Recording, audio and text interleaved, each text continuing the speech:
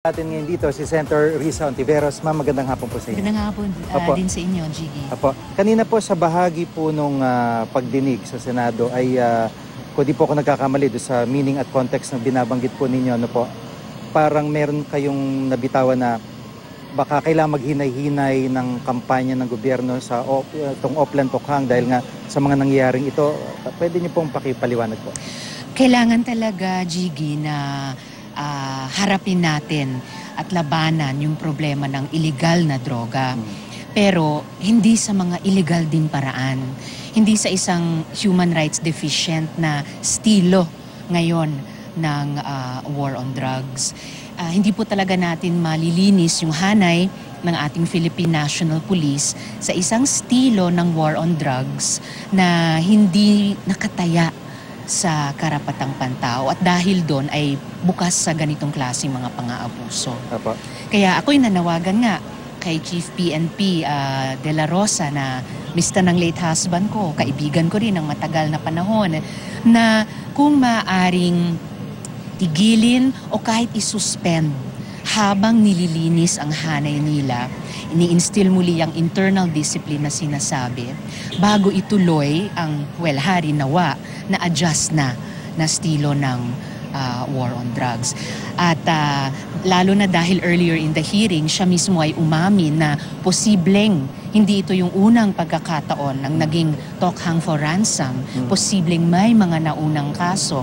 At sinabi pa niya na gaya ng pinapakita rito, parang hindi lahat ng mga subordinate ay sumusunod, rumerespeto sa kanilang superior. Nakakabahala yon.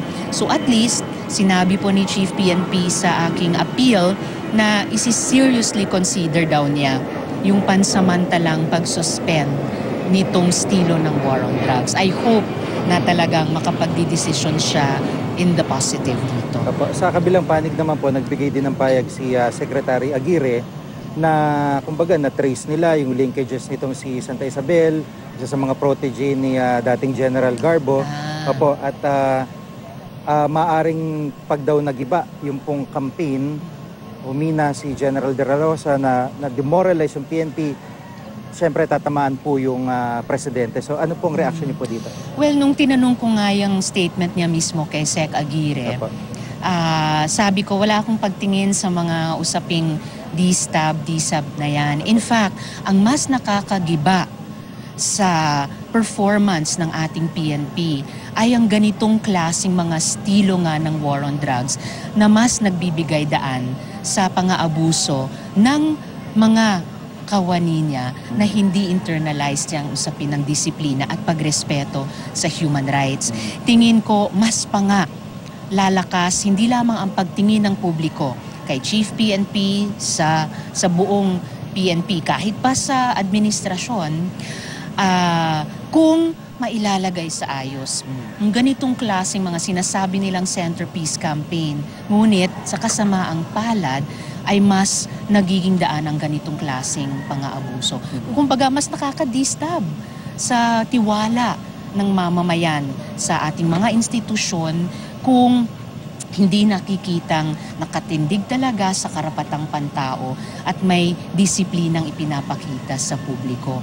Kaya tingin ko kung magdadalawang isip ang ating PNP sa ganitong estilo ng war on drugs, mas nga babalik ang kumpiyansa ng publiko sa institusyon at sa kanyang liderato kay Chief PNP De La Rosa dahil magkakaroon tayo ng mas epektibo, mas makatao rin at compassionate at mas cost-effective din na paglaban talaga sa illegal na droga.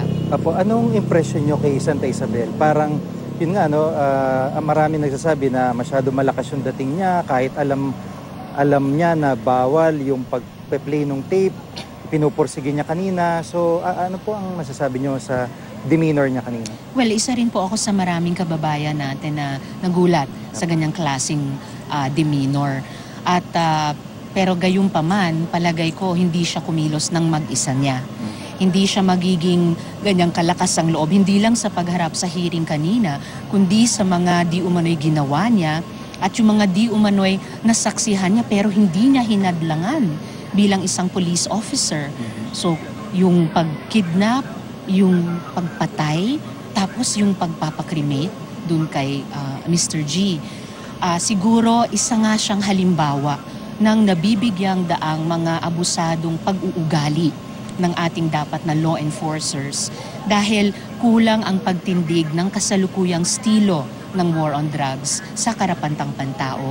Institutionally, nahihirapan pa yung ating PNP i-instill muli yung internal discipline at alam ko napaka-importante iyan bilang PNP widow at bilang mamamayan. Para sa akin, importanteng ma-instill muli yung internal discipline sa ating PNP.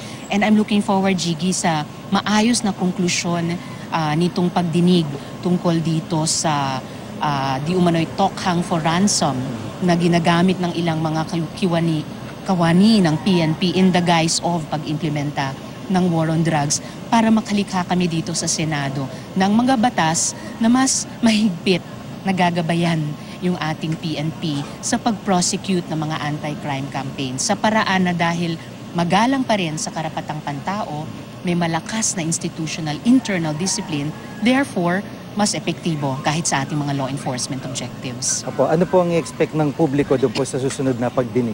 Makikipagkonsulta pa po ako kay Chairman Ping Lacson kung ano yung nakikita niyang magandang takbo ng aming komite, pero sa panig ko, ipupursue ko po yung pagsuporta at pagpartisipa sa komite sa paghahanap nga ng mga rekomendasyon namin at saka remedial legislation para hindi na maulit ang ganitong mga kaso tulad ng kay G. Ikju at harinawa ay makaambag din ito sa isang atmosphere sa ating gobyerno at sa ating publiko na yung kabuuan ngang war on drugs ay ma-assess yung estilo niya at makorek yung mga pang-aabuso na nakikita nating nangyayari doon na sa loob ng 7,000 Pilipinong napatay na in the course of nitong war on drugs at ngayon nagsimula na rin sa hanay ng mga dayuhang nakatira dito sa atin.